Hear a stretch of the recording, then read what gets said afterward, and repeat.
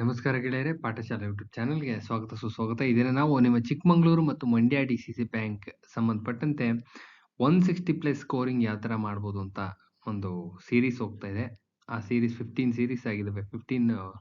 15 parts ಆಗಿದಾವೆ. So ಮಧ್ಯದಲ್ಲಿ ಒಂದು ಮಾಡೆಲ್ ಕ್ವೆಶ್ಚನ್ ಪೇಪರ್‌ನ ಇಂಟ್ರೊಡ್ಯೂಸ್ ಮಾಡೋಣ. ಮಾಡೆಲ್ ಕ್ವೆಶ್ಚನ್ ಪೇಪರ್ಸ್ ಸಿಗ್ನಿಫಿಕೆನ್ಸ್ ಏನಪ್ಪಾ ಅಂದ್ರೆ ಓಲ್ ಪ್ಯಾಟರ್ನ್ 200 ಕ್ವೆಶ್ಚನ್ಸ್ ಇರ್ತವೆ. 200 ಕ್ವೆಶ್ಚನ್ಸ್ ಇರುತ್ತೆ. 200 ಕ್ವೆಶ್ಚನ್ಸ್ ಇದೇ ಪ್ಯಾಟರ್ನ್ ಇರುತ್ತೆ. ಈ ಪ್ಯಾಟರ್ನ್ ಫುಲ್ ಇರುತ್ತೆ. 200 ಮಾರ್ಕ್ಸ್ ಇದೇ ತರ ಇರುತ್ತೆ. ಸೇಮ್ ಇದೇ ತರ ಇರುತ್ತೆ. ಸೊ ಇದನ್ನ ಸಾಲ್ವ್ ಮಾಡೋದ್ರಿಂದ ಒಂದು ಕಾನ್ಫಿಡೆನ್ಸ್ ಬೂಸ್ಟ್ ಆಗುತ್ತೆ. ಎಕ್ಸಾಮಿನೇಷನ್ ಪ್ಯಾಟರ್ನ್ ಯಾವ ತರ ಇರುತ್ತೆ ಅಂತ ಪಕ್ಕಾ ಗೊತ್ತಾಗುತ್ತೆ. ಇದೇ ತರ ಇರುತ್ತೆ ಎಕ್ಸಾಮಿನೇಷನ್ ಪ್ಯಾಟರ್ನ್ ಯಾವ ತರ ಇರುತ್ತೆ ಅಂತ. ಪ್ಲಸ್ ಇಂಪಾರ್ಟೆಂಟ್ ಕ್ವೆಶ್ಚನ್ಸ್ ನ ಒಳಗಡೆ ಹಾಕಿರ್ತೀವಿ. ಮಾಡಲ್ ಕ್ವೆಶ್ಚನ್ ಪೇಪರ್ಸ್ ಅಲ್ಲಿ ಇಂಪಾರ್ಟೆಂಟ್ ಕ್ವೆಶ್ಚನ್ಸ್ ಹಾಕಿರೋದ್ರಿಂದ ಕ್ವೆಶ್ಚನ್ಸ್ ರಿಪೀಟ್ ಆಗೋ ಚಾನ್ಸಸ್ ಇರುತ್ತೆ. ಸೊ ನೀಟಾಗಿ ಸಾಲ್ವ್ ಮಾಡಬೇಕು. ಕೂತ್ಕೊಂಡು ಕಂಪ್ಲೀಟ್ ಆಗಿ 1 ಇಂದ 200 ವರ್ಗುನು ಕಂಪ್ಲೀಟ್ ಆಗಿ ಸಾಲ್ವ್ ಮಾಡಿದ್ರೆ ಒಂದು ಕಂಪ್ಲೀಟ್ ಚಿತ್ರಣ ಸಿಗುತ್ತೆ. ಸೊ ಎಕ್ಸಾಮಿನೇಷನ್ ಯಾವ ತರ ಇರುತ್ತೆ ಅಂತ. ಸೊ ವಿಡಿಯೋ ಸ್ವಲ್ಪ ಲೆಂತಿ ಆಗ್ಬೋದು, ನೋಡಿ ಅಂತ ಹೇಳ್ತಾ, ಪ್ಲಸ್ ಲೆಂತಿ ವಿಡಿಯೋಸ್ ಮಾಡಿ ಅಂತ ಹೇಳ್ತಾ ಇದ್ರೆ ದಯವಿಟ್ಟು ಲೆಂತಿ ವಿಡಿಯೋಸ್ ಮಾಡಬೇಕು ಅಂದ್ರೆ ಮ್ಯಾಕ್ಸಿಮಮ್ ನಂಬರ್ ಪೀಪಲ್ಗೆ ನಿಮ್ಮಲ್ಲಿ ಎಷ್ಟು ಜನ ವಾಟ್ಸಪ್ ಗ್ರೂಪ್ಸ್ ಇದಾವೆ ದಯವಿಟ್ಟು ಶೇರ್ ಮಾಡಿ ಅಂತ ಹೇಳ್ತೀನಿ. ಕಂಪ್ಲೀಟ್ ಆಗಿ ಶೇರ್ ಮಾಡಿ. ಪ್ಲಸ್ ಇನ್ನೊಂದು, ಶೇರ್ ಮಾಡಿದಷ್ಟು ವ್ಯೂಸ್ ಕೌಂಟ್ ಜಾಸ್ತಿ ಆಯ್ತು ಅಂದ್ರೆ ನಮಗೊಂದು ಮೋಟಿವೇಶನ್ ಸಿಗುತ್ತೆ. ಖಂಡಿತವಾಗ್ಲೂ ಮಾಡಾಕ್ತೀನಿ, ನೋಡ್ಕೋತೀನಿ. ವ್ಯೂಸ್ ಕೌಂಟ್ ಮೇಲೆ ಹೋಗುತ್ತೆ. ಈಗ ಮಾಡಿರತಕ್ಕಂಥ ಅಷ್ಟು ವಿಡಿಯೋ ಸಕ್ಸಸ್ ಆಗಿದಾವೆ. ಸೊ ಹುಷಾರಾಗಿ ಮೇಂಟೈನ್ ಮಾಡ್ಕೊಂಡು ಹೋಗ್ತಾ ಇದೀವಿ. ಸೊ ನೆಕ್ಸ್ಟ್ ಇನ್ನೊಂದು ಮೇನ್ ಏನಪ್ಪಾ ಅಂದ್ರೆ ಮೇನ್ ಥಿಂಗು, ನಿಮ್ಮ ಯಾವುದು ಮಂಡ್ಯ ಡಿಸಿಸಿ ಬ್ಯಾಂಕ್ ಎಕ್ಸಾಮಿನೇಷನ್ ತುಂಬಾ ಲೇಟ್ ಆಗಿದೆ. ಆಲ್ರೆಡಿ 1 ಇಯರ್ ಆಗಿದೆ ನೋಟಿಫಿಕೇಶನ್ ಆಗಿ. ಇನ್ನು ಯಾವುದೇ, ನಾವು ಸುಮಾರು ಸತಿ ವಿಚಾರಿಸಿದಾಗ ಡಿಸೆಂಬರ್ ಎಂಡಿಂಗ್ ಅಂತ ಹೇಳಿದ್ರು. ಸೊ ಈಗಿನ್ನೂ ಯಾವುದೇ ರೀತಿಯಾದಂಥ ಟೆಂಟೇಟಿವ್ ಟೈಮ್ ಟೇಬಲ್ ಅನೌನ್ಸ್ ಮಾಡಿಲ್ಲ. ದಯವಿಟ್ಟು ಯಾರಾದರೂ ಮಂಡ್ಯದಲ್ಲಿ ಅಭ್ಯರ್ಥಿಗಳಿದ್ರೆ ಪಕ್ಕದಲ್ಲೇ ಇರ್ತೀರಾ, ದಯವಿಟ್ಟು ಒಂದು ಮಾತು ಅಡ್ಮಿನಿಸ್ಟ್ರೇಟಿವ್ ಬ್ರಾಂಚಲ್ಲಿ ವಿಚಾರಿಸ್ಬಿಟ್ಟು ಒಂದು ಕಮೆಂಟ್ ಬಾಕ್ಸಲ್ಲಿ ಹಾಕಿದ್ರೆ, ಇಲ್ಲ ನನ್ನ ವಾಟ್ಸಪ್ ನಂಬರ್ ಇದೆ, ವಾಟ್ಸಪ್ ಶೇರ್ ಮಾಡಿದ್ರು ಆಯಿತು. ದಯವಿಟ್ಟು ಅದನ್ನ ಎಲ್ಲರಿಗೂ ವಿಚಾರ ಗೊತ್ತಾಗುತ್ತೆ. ಸೊ ಎಕ್ಸಾಮಿನೇಷನ್ ಎಲ್ಲರಿಗೂ ಒಂದು ಅನುಕೂಲ ಆಗುತ್ತೆ ಅಂತ ಹೇಳ್ತಾ ವಿಡಿಯೋ ಒಳಗಡೆ ಎಂಟ್ರಾಗೋಣ. ವಾಟ್ಸಪ್ ಗ್ರೂಪ್ ಇದೆ, ದಯವಿಟ್ಟು ನಿಮ್ಮ ಜಾಯ್ನ್ ಆಗಿ ನಿಮ್ಗೆ ಏನಾದರೂ ಒಂದು ಅನುಕೂಲ ಬೇಕಿದ್ರೆ ನೋಟ್ಸ್ದು PDF ಏನೇ ಒಂದು ಬೇಕಿದ್ರೂ ಕಮ್ಯುನಿಕೇಟ್ ಮಾಡ್ಲಿಕ್ಕಾಗುತ್ತೆ ವಾಟ್ಸಪ್ ಗ್ರೂಪ್ ಜಾಯ್ನ್ ಆದ್ರೆ ಅಂತ ಹೇಳ್ತಾ ವಿಡಿಯೋ ಒಳಗಡೆ ಎಂಟ್ರಾಗೋಣ. ನೋಡ್ತಾ ಹೋಗೋಣ. ಫಸ್ಟ್ ಕನ್ನಡ 50 ಮಾರ್ಕ್ಸ್ ಇರುತ್ತೆ. ಎಷ್ಟು ಮಾರ್ಕ್ಸ್ ಇರುತ್ತೆ? 50 ಮಾರ್ಕ್ಸ್ ಇರುತ್ತೆ. ಕನ್ನಡ 50 ಮಾರ್ಕ್ಸ್ ಇರುತ್ತೆ. ಯಾವ ತರ ಪ್ಯಾಟರ್ನ್ ಇರುತ್ತೆ ಅಂತ ನೋಡ್ತಾ ಹೋಗೋಣ. ಆಧುನಿಕ ಕಾಲದ ಕನ್ನಡದ ಮೊದಲ ಮಹಾಕಾವ್ಯ ಯಾವುದು? ಒಂದು ಕನ್ನಡದ ಮೊದಲುಗಳಲ್ಲಿ ಒಂದು ಕ್ವಶನ್ ತೆಗೆದಿರ್ತಾರೆ. ಸೊ ಶ್ರೀರಾಮಾಯಣ ದರ್ಶನಮು. ಇದು ರೂಪಾಂತರ ಪ್ರಕಾರಕ್ಕೆ ಉದಾಹರಣೆ ಅಂದ್ರೆ ಕರ್ನಾಟಕ ಕಾದಂಬರಿ. ಇನ್ನು ವಾರ್ಧಕ ಷಟ್ಪದಿಯಲ್ಲಿ ಇರ್ತಕ್ಕಂಥ ಕೃತಿಗಳು ಯಾವ್ಯಾವು ಅಂತ ಇದ್ರೆ, ಅಂದ್ರೆ ವಾರ್ಧಕ ಷಟ್ಪದಿಯಲ್ಲಿ ಯಾವ್ಯಾವ ಬರ್ದಿದ್ದಾರೆ ಅಂತ ಯಾವ್ದಾವ್ದಪ್ಪ ಅಂದ್ರೆ ಸಿದ್ದರಾಮ ಚರಿತ್ರೆ, ಜೈಮಿನಿ ಭಾರತ ಮತ್ತು ಶ್ರೀರಾಮ ಪಟ್ಟಾಭಿಷೇಕ ಮತ್ತು ಹರಿಶ್ಚಂದ್ರ ಕಾವ್ಯ, ಇವೆರಡು ವಾರ್ಧಕ ಷಟ್ಪದಿಯಲ್ಲಿ ಬರ್ದಿರ್ತಕ್ಕಂಥವು. ಇನ್ನು ತ್ರಿಪದಿಯಲ್ಲಿ ಬ್ರಹ್ಮಗಣವು ನಿಯಮಿತವಾಗಿ ಬರಬೇಕಾದಂತ ಸ್ಥಾನ ಯಾವ್ದಪ್ಪ ಅಂದ್ರೆ 6 ಮತ್ತು 10ನೇ ಸ್ಥಾನ. 6 ಮತ್ತು 10ನೇ ಸ್ಥಾನ ಇಂಪಾರ್ಟೆಂಟ್ ಕ್ವಶನ್ ಇದು. ಇನ್ನು ಇವುಗಳಲ್ಲಿ ವಿಷ್ಣು ಗಣ ಯಾವ್ದಪ್ಪ ಅಂದ್ರೆ ಪರಶಿವ ಅಂತಕ್ಕಂಥದ್ದು ವಿಷ್ಣು ಗಣಕ್ಕೆ ಸೇರುತ್ತೆ. ಇನ್ನು ಅಕ್ಕಮಹಾದೇವಿ ಬದುಕನ್ನು ಆಧರಿಸಿ ಬರೆದಿರ್ತಕ್ಕಂಥ ಕಾವ್ಯ ಯಾವ್ದಪ್ಪ ಅಂದ್ರೆ ಭವ್ಯಮಾನವ ಅಂತ. ನೆಕ್ಸ್ಟ್, ಅಲ್ಮಿಡಿ ಶಾಸನದಲ್ಲಿ ಉಕ್ತವಾಗಿರ್ತಕ್ಕಂಥ ಷಷ್ಠಿ ವಿಭಕ್ತಿ ಪ್ರತ್ಯಯಗಳು ಯಾವ್ಯಾವಪ್ಪ ಅಂದ್ರೆ ಬಟಾರಿಯ, ಇರ್ವರ, ದೇಶದ, ಕಲಬೋರ್ನ, ಇವೆರಡೂ ಅಲ್ಲಿ ಮೆನ್ಷನ್ ಆಗಿದ್ದಾವೆ ಅಲ್ಮಿಡಿ ಶಾಸನದಲ್ಲಿ. ನೆಕ್ಸ್ಟ್, 5 ಮಾತ್ರೆ ಗಣದಲ್ಲಿರ್ತಕ್ಕಂಥ ಪ್ರಕಾರಗಳು ಎಷ್ಟಿದಾವಪ್ಪ ಅಂದ್ರೆ 8 ಪ್ರಕಾರ ಇದಾವಂತೆ. 5 ಮಾತ್ರೆ ಗಣದಲ್ಲಿರ್ತಕ್ಕಂಥ ಪ್ರಕಾರಗಳು 8 ಇದಾವಂತೆ. ಇನ್ನ ಇದು ಗಮಕ ಸಮಾಸಕ್ಕೆ ಉದಾಹರಣೆ ಅಂದ್ರೆ ಹಾಡುವ ದುಂಬಿ ಗಮಕ ಸಮಾಸ. ನಾನು ಮಾಡಿಸ್ತೀನಿ. ಸಮಾಸಗಳು, ಸಂಧಿಗಳು, ಸಮಾಸಗಳು, ವಿಗ್ರಹ ವಾಕ್ಯ ಮಾಡೋದು ಇವೆಲ್ಲಾನು ಸಬ್ಸಪ್ರೇಟ್ ಬರುತ್ತೆ. ನೀಟಾಗಿ ಅಚ್ಚುಕಟ್ಟಾಗಿ ಮಾಡಿಸ್ತೀನಿ, ಗೊತ್ತಾಗ್ಬೇಕಷ್ಟೇ ನಿಮಗೆ. ಒಂದು ಸಮಾಸದ ಮೇಲೆ ಒಂದು ಕ್ವಶನ್ ಇರುತ್ತೆ, ಸಮಾಸದ ಮೇಲೆ ಒಂದು ಕ್ವಶನ್ ಇದ್ದೇ ಇರುತ್ತೆ. ಇನ್ನ ಇದ್ರಲ್ಲೂ ಅಷ್ಟೇನೆ. ಇನ್ನ ನೋಡ್ತಾ ಹೋಗೋಣ. ಇದೊಂದು ಕನ್ನಡದ ಬದ್ಧ ಆಕೃತಿಮ ಅಂದ್ರೆ ಪೇಪರ್ ತುಂಬಾ ಚೆನ್ನಾಗಿದೆ, ಸ್ಟ್ಯಾಂಡರ್ಡ್ ಆಗಿದೆ. ಆಲ್ಮೋಸ್ಟ್ KPSC ಲೆವೆಲ್ಗೆ ಇದೆ. ಖಾರ ಅಂತಕ್ಕಂಥದ್ದು, ಆಕೃತಿಮದಲ್ಲಿ ಖಾರ ಅಂತಕ್ಕಂಥದ್ದು. ಇನ್ನು ಪೂರ್ಣಚಂದ್ರ ತೇಜಸ್ವಿರವರ ಕೇಂದ್ರ ಸಾಹಿತ್ಯ ಅಕಾಡೆಮಿ ಪಡೆದ ಪುಸ್ತಕ ಯಾವ್ದಪ್ಪ ಅಂದ್ರೆ ಚಿದಂಬರ ರಹಸ್ಯ. ಇವಿಷ್ಟೂನು ಅವರವೇನೆ, ಬಟ್ ಕೇಂದ್ರ ಸಾಹಿತ್ಯ ಅಕಾಡೆಮಿ ಪ್ರಶಸ್ತಿ ಬಂದಿರತಕ್ಕಂಥದ್ದು ಚಿದಂಬರ ರಹಸ್ಯ. ಪೂರ್ಣಚಂದ್ರ ತೇಜಸ್ವಿಯವರು ಕುವೆಂಪುರವರ ಮಗ. ಇನ್ನ ಜೀವನ ಸೌಂದರ್ಯ ಮತ್ತು ಸಾಹಿತ್ಯ ಕೃತಿಯ ಕರ್ತೃ ಯಾರಪ್ಪ ಅಂದ್ರೆ ಡಿ.ವಿ. ಗುಂಡಪ್ಪ ಅವರು. ಇನ್ನ ಆತಕೂರು ಶಾಸನ ಯಾರ್ದಪ್ಪ ಅಂದ್ರೆ ರಾಷ್ಟ್ರಕೂಟರ ಕೃಷ್ಣನ ಕಾಲದ್ದು. ಯಾರ ಕಾಲದಪ್ಪ ಅಂದ್ರೆ ಆತಕೂರು ಶಾಸನ ರಾಷ್ಟ್ರಕೂಟರ ಕೃಷ್ಣನ ಕಾಲದ್ದು. ಇದು ಫರ್ಡಿನೆಂಡ್ ಕಿಟಲ್ ಅವರ ಕನ್ನಡ ಇಂಗ್ಲಿಷ್ ನಿಘಂಟು ಪ್ರಕಟವಾದಂಥ ವರ್ಷ 1894. ಫರ್ಡಿನೆಂಡ್ ಕಿಟಲ್ ಅಂತ ಅವರ ಹೆಸರು. ಫರ್ಡಿನೆಂಡ್ ಕಿಟಲ್ ಅವರ ಕನ್ನಡ ಇಂಗ್ಲಿಷ್ ನಿಘಂಟು ಪ್ರಕಟವಾದಂಥ ಕಾಲ 1894.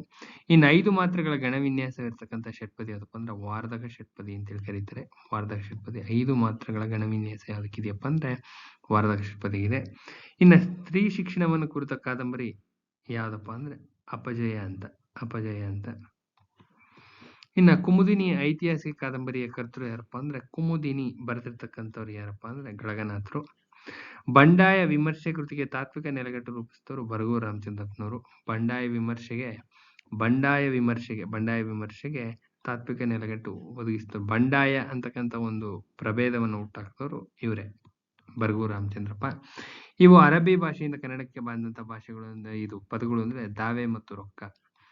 ಅರಬ್ಬಿ ಆಗಿರ್ಲಿ, ಪೋರ್ಚುಗೀಸ್ ಆಗಿರ್ಲಿ, ನಿಮ್ಮ ಅನ್ಯ ದೇಶ ಶಬ್ದಗಳ ಮೇಲೆ 1 ಮಾರ್ಕ್ ಡೆಫಿನೆಟ್ ಆಗಿ ತೆಗೆದಿರ್ತಾರೆ. ಡೆಫಿನೆಟ್ ಆಗಿರುತ್ತೆ. ಅದು ಯಾವುದೇ ಅನುಮಾನ ಬೇಡ. ಎಲ್ಲಾ ಶಬ್ದಗಳು ವಿಂಗಡಣೆಯನ್ನ ನೋಡ್ಕೋಬೇಕಾಗ್ತದೆ. ಅದು ಕೊಡ್ತೀನಿ ಎಲ್ಲ ಇದೆ, ಕೊಡ್ತೀನಿ. ಇನ್ನ ಚಿಕ್ಕದೇವರಾಜರ ಕಾಲದಲ್ಲಿ ಜೀವಿಸಿದ್ದಂತ ಕವಿಗಳು ಯಾರ್ಯಾರಪ್ಪ ಅಂದ್ರೆ ಷಡಕ್ಷರ ಅಂಡ್ ಹೊನ್ನಮ್ಮ ಅಂತ. ಸಂಜೀವ್ ಹೊನ್ನಮ್ಮ ಅಂತಾರಲ್ಲ ಅವರಿವರು, ಷಡಕ್ಷರ ಅಂಡ್ ಹೊನ್ನಮ್ಮ ಅಂತ. ಇನ್ನ ಕೇಂದ್ರ ಸಾಹಿತ್ಯ ಅಕಾಡೆಮಿ ಪ್ರಶಸ್ತಿ ಪಡೆದಂತ ಕಾದಂಬರಿಗಳು ಯಾವುದಪ್ಪ ಅಂದ್ರೆ ಒಂದು ಬಂಡಾಯ, ಇನ್ನೊಂದು ಮಹಾಕ್ಷತ್ರಿಯ. ಬಂಡಾಯ ಒಂದು, ಮಹಾಕ್ಷತ್ರಿಯ ಒಂದು. ಇನ್ನ ವಿಷ್ಕಂಬಕ ಈ ಪರ್ಯಾಯ ನಾಮ ಸಾಹಿತ್ಯದ ಯಾವ ಪ್ರಕಾರದಪ್ಪ ಅಂದ್ರೆ ವಿಷ್ಕಂಬಕ ನಾಟಕಕ್ಕೆ ಸಂಬಂಧಪಟ್ಟಿದ್ದು. ಇನ್ನ ಕೈ ತೊಳೆ ಯಾವ ವ್ಯಾಕರಣಾಂಶಕ್ಕೆ ಸೇರಿದಪ್ಪ ಅಂದ್ರೆ ಕೈ ಪ್ಲಸ್ ತೊಳೆ ಆದೇಶ ಸಂಧಿಗೆ ಬರುತ್ತೆ. ಕೈ ಪ್ಲಸ್ ತೊಳೆ ಬಿಡಿಸಿ ಬರೆದ್ರೆ ಕೈ ಪ್ಲಸ್ ತೊಳೆ ಆದೇಶ ಸಂಧಿಗೆ ಬರುತ್ತೆ. ಇನ್ನ ಜಲಪಾನಂ ಗೈದು ಇದನ್ನ ವಿಗ್ರಹಿಸಿ ಬರಿಬೇಕು. ವಿಗ್ರಹ ಹಾಕಿದ್ಮೇಲೆ 1 ಮಾರ್ಕ್ಸ್ ಇರುತ್ತೆ. ಈ ತರ ಬಿಡಿಸಿ ಬರೆಯೋದಕ್ಕೆ 1 ಮಾರ್ಕ್ಸ್ ಇರುತ್ತೆ. ಸಂಧಿ ತಿಳಿಸೋದಕ್ಕೂ 1 ಮಾರ್ಕ್ಸ್ ಇರುತ್ತೆ. ಜಲಪಾನಂ ಗೈದ ಅಂದ್ರೆ ಇದನ್ನ ವಿಗ್ರಹ ವಾಕ್ಯ ಮಾಡ್ಬೇಕು ಅಂದ್ರೆ ಜಲಪಾನಮಂ ಗೈದು ಸ್ಪ್ಲಿಟ್ ಮಾಡ್ಬಾರ್ದು. ಈ ತರದಕ್ಕೂ 1 ಮಾರ್ಕ್ಸ್ ಇರುತ್ತೆ, ಸಪರೇಟ್ ಇರುತ್ತೆ. ಇನ್ನ ತಾಯಿ ರಕ್ಕಸಿಯಾದಂತೆ ಕಾರ್ಯವಿಕಾರವು ಇಲ್ಲಿರ್ತಕ್ಕಂಥ ಅಲಂಕಾರ ಅಂತೆ ಬಂದಿದೆ ಅಂದ್ರೆ ಉಪಮಾಲಂಕಾರ, ರೂಪಕಾಲಂಕಾರ, ಈ ಅಲಂಕಾರಗಳ ಟೈಪ್ಸ್ ಅಲ್ಲಿ 1 ಮಾರ್ಕ್ಸ್ ಡೆಫಿನೆಟ್ ಆಗಿರುತ್ತೆ. ಡೆಫಿನೆಟ್ ಆಗಿ 1 ಮಾರ್ಕ್ ಡೆಫಿನೆಟ್ ಆಗಿ ಕೇಳಿರ್ತಾರೆ. ಸೊ ಈ ಟೈಪ್ ಗೊತ್ತಾಗ್ಲಿ ಅಂತಾನೆ ಮಾಡಿಸಿದ್ ನಿಮ್ಗೆ. ಇದು ಇಂಪಾರ್ಟೆಂಟ್ ಪೇಪರ್, ತೀರಾ ಇಂಪಾರ್ಟೆಂಟ್, ಯೂಸ್ ಮಾಡ್ಕೊಳ್ಳಿ. ನೆಕ್ಸ್ಟ್ ಭಾಷಾಂತರ ಸ್ವೀಕಾರಕ್ಕೆ ಇವು ಉದಾಹರಣೆಗಳಪ್ಪ ಅಂದ್ರೆ ವೃತ್ತಪತ್ರಿಕೆ ಮತ್ತು ಬೆಂಕಿಪಟ್ಟಣ ಮತ್ತು ಗಣಕಯಂತ್ರ ಮತ್ತು ದೂರದರ್ಶನ ಸರಿಯಾದಂತ ಉತ್ತರಗಳು. ಇನ್ನ ವಾಕ್ಯಾಂದ ಸಾತ್ಮಕಂ ಕಾವ್ಯ ಎಂಬುದು ಯಾರ ವಾಕ್ಯ ಅಂದ್ರೆ ವಿಶ್ವನಾಥ ಅಂತಕ್ಕಂಥವ್ರ ವಾಕ್ಯ. ಇದು ಇಂಪಾರ್ಟೆಂಟ್ ಇದು. ಇನ್ನು ಉಪಸರ್ಗ ಕೇವಲಿಗಳ ಕಥೆಯನ್ನು ಕರೆಯಲಾಗುವ ಗ್ರಂಥ ಯಾವ್ದಪ್ಪ ಅಂದ್ರೆ ಒಡ್ಡಾರಾಧನೆ. ಉಪಸರ್ಗ ಮತ್ತು ಕೇವಲಿಗಳ ಕಥೆಯನ್ನು ಕರೆಯಲಾಗುವ ಗ್ರಂಥ ಯಾವ್ದಪ್ಪ ಅಂದ್ರೆ ಒಡ್ಡಾರಾಧನೆ. ಇನ್ನ ಬೈಗು ಅಂದ್ರೆ ಮೀನಿಂಗ್ ಉಳಲಿ ಕೇಳ್ತಾ ಇರ್ತಾರೆ. ಬೈಗು ಅಂದ್ರೆ ಮುಸ್ಸಂಜೆ ಅಂತ. ಮೀನಿಂಗ್ಸ್ ಎಲ್ಲ ಕೊಡ್ತೀನಿ, ಸಪರೇಟ್ ಇದಾವೆ, ಕೊಡ್ತೀನಿ. ನಿಮ್ಮ ಸಪರೇಟ್ ಮಾಡಿಟ್ಟಿದ್ವಿ, ಸಮಾನಾರ್ಥಕ ಪದಗಳಲ್ಲೇ ಸಪರೇಟ್ ಮಾಡಿಟ್ಟಿದ್ವಿ, ಅದರಲ್ಲೇ ಬರ್ತವೆ, ಎಲ್ಲ ಅದರಲ್ಲೇ ಬರ್ತವೆ, ಅಚ್ಚುಕಟ್ಟಾಗಿ ನೋಡ್ಕೊಳ್ಳಿ. ನೆಕ್ಸ್ಟ್ ಇದು ಒಂದು ವಿಶೇಷಣ ಪದ ಯಾವ್ದಪ್ಪ ಅಂದ್ರೆ ಚಿಕ್ಕ ಅಂತಕ್ಕಂಥದ್ದು ಒಂದು ವಿಶೇಷಣ ಪದ. ಇನ್ನು ಮಗು ಎಂಬುದು ಕನ್ನಡಕ್ಕೆ ಯಾವುದು? ಮಗು ಅಂತಕ್ಕಂಥದ್ದು ಇದು ಎಕ್ಸೆಪ್ಷನಲ್ ಕೇಸ್ ಮಗು ಅಂತಕ್ಕಂಥದ್ದು ನಪುಂಸಕಲಿಂಗಕ್ಕೆ ಬರುತ್ತೆ. ಇನ್ನು ಯಶೋಧರ ಚರಿತೆಯಲ್ಲಿ ಮಾವಟಿಗ ಹಾಡುವ ರಾಗ ಯಾವ್ದಪ್ಪ ಅಂದ್ರೆ ಯಶೋಧರ ಚರಿತೆ ಬರುತ್ತೆ. ಮಾವಟಿಗ ಹಾಡುವ ರಾಗ ಮಾಳವ ಸಿರಿ ಅಂತ. ಇನ್ನ ಇವು ಕರ್ನಾಟಕದ ವಿಷಯ ಜಾತಿಗೆ ಸೇರಿದ ಪ್ರಕಾರಗಳಲ್ಲಿ ಯಾವ್ದಪ್ಪ ಅಂದ್ರೆ ಕಂದ ಅಂಡ್ ರಗಳೆ ಇವೆರಡೂ ಬರ್ತವೆ. ಕಂದ ಮತ್ತು ರಗಳೆಗಳು ಎರಡೂ ಬರ್ತವೆ. ಇನ್ನ ಕಥೆಯಾದ ಹುಡುಗಿ ಯಾರದಪ್ಪ ಅಂದ್ರೆ ಯಶವಂತ್ ಚಿತ್ತಾಲ ಅವ್ರದ್ದು. ಇನ್ನ ನಿಮ್ಮ ಜಗಣ ಮಗಣ ರಗಣ ಬಗಣ ಬಂದಿದ್ದಲ್ಲ, ಅದು ಜಗಣದ ಲಕ್ಷಣ ಯಾವ್ದಪ್ಪ ಅಂದ್ರೆ ಲಘು ಗುರು ಹಾಕೋದು. ಯಮತಾರಾಜ ಬಾನಸಲಗಂ ನೋಡ್ಕೊಂಡ್ರೆ ಈಸಿಯಾಗಿ ಗೊತ್ತಾಗುತ್ತೆ. ಅದೊಂದು ಕೋಡು, ಯಮತಾರಾಜ ಬಾನಸಲಗಂ. ಅದು ಹೇಳ್ತೀನಿ ಕನ್ನಡ ಮಾಡ್ಬೇಕಾದ್ರೆ ಹೇಳ್ತೀನಿ. ಇನ್ನ ಕೇಂದ್ರ ಸಾಹಿತ್ಯ ಅಕಾಡೆಮಿ ಪ್ರಶಸ್ತಿ ಪಡೆದಂತ ಗೀತಾ ನಾಗಭೂಷಣ ಅವರ ಕೃತಿ ಯಾವ್ದಪ್ಪ ಅಂದ್ರೆ ಬದುಕು.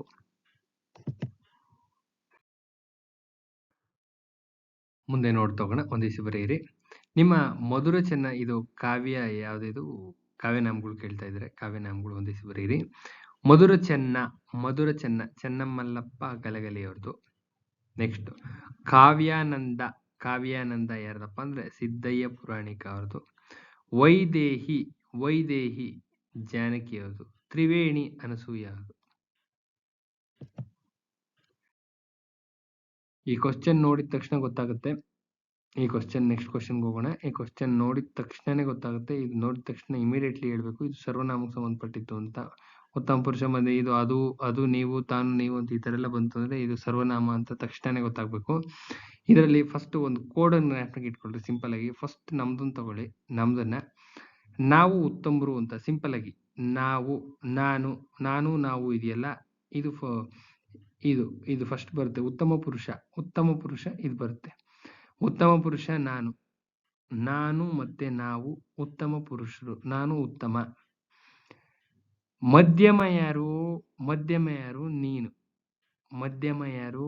ಮಧ್ಯಮ ಪುರುಷ ಯಾರು? ನೀನು. ನನ್ನ ಎದುರುಗಡೆ ಇರ್ತಕ್ಕಂಥವನು ಮಧ್ಯಮ.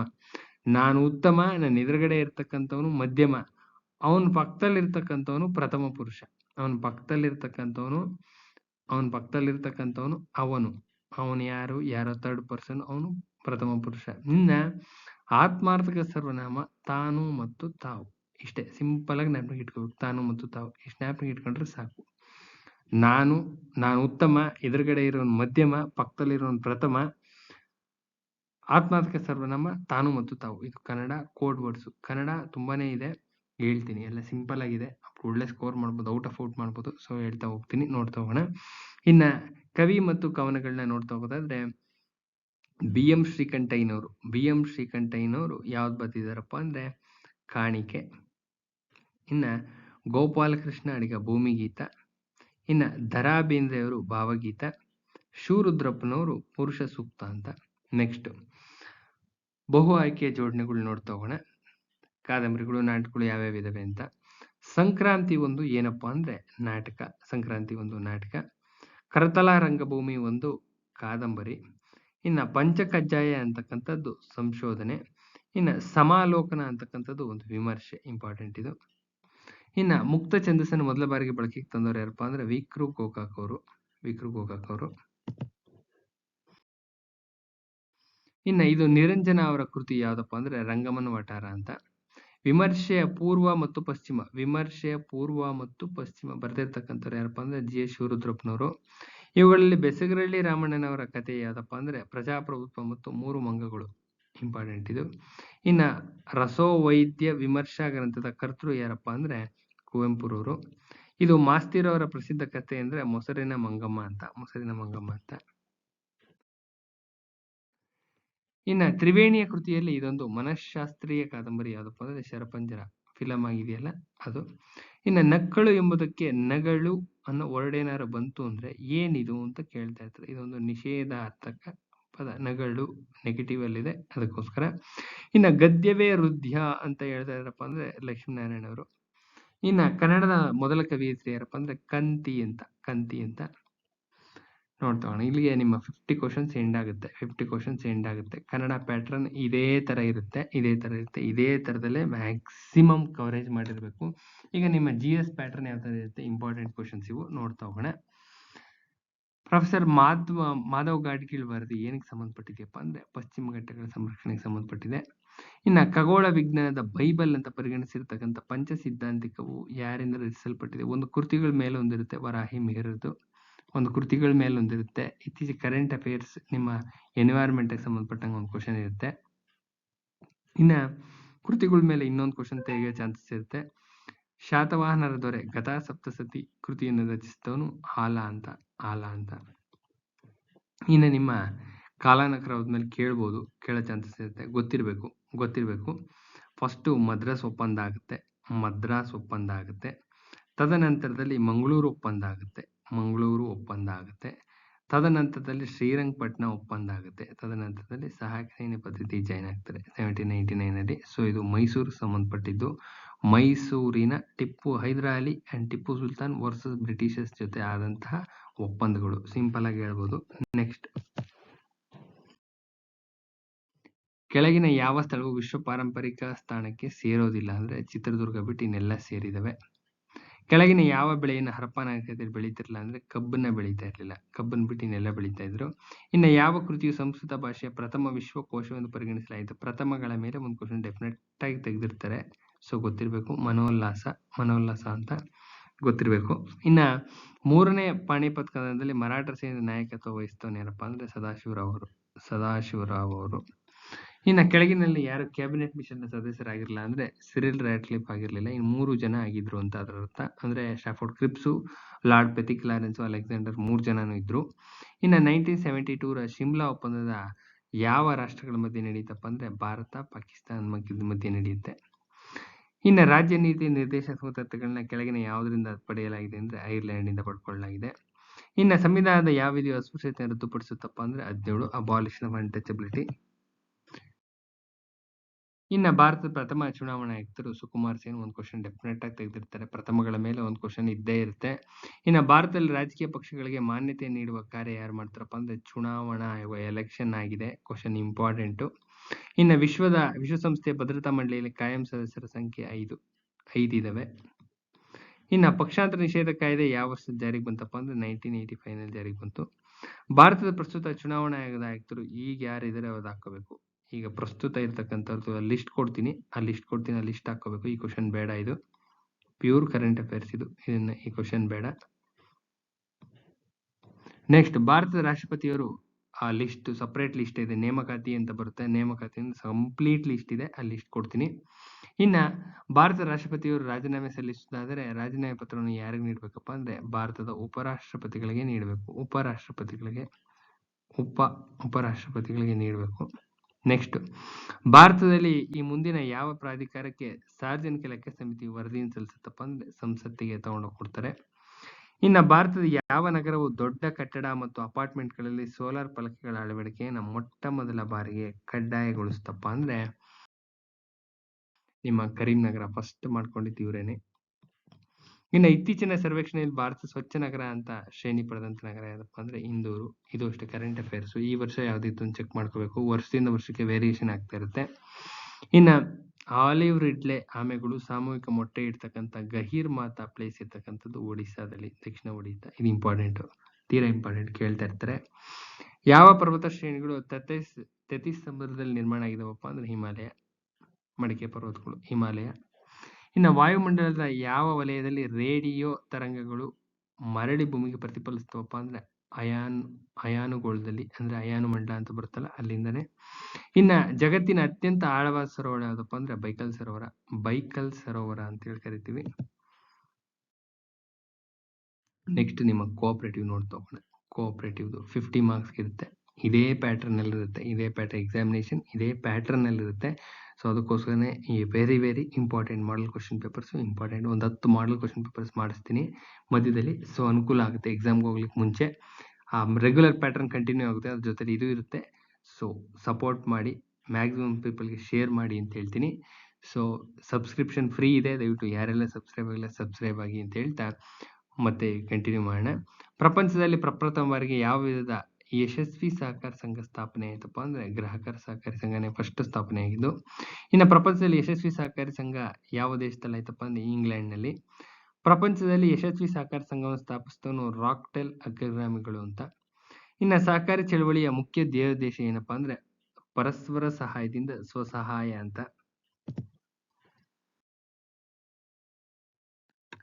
ಕಾರ್ಖಾನೆ ಮಾಲೀಕರ ಶೋಷಣೆಯಿಂದ ಮುಕ್ತಿ ಹೊಂದೋದಕ್ಕೆ ರಾಬರ್ಟ್ ಓವನ್ ಕಾರ್ಮಿಕರಿಗೆ ನೀಡಿದಂತ ಕರೆ ಏನಪ್ಪಾ ಅಂದ್ರೆ ಪರಸ್ಪರ ಸಹಾಯ ತತ್ವಾಧಾರಿತ ಗ್ರಾಮಗಳನ್ನ ಸ್ಥಾಪನೆ ಮಾಡೋದು.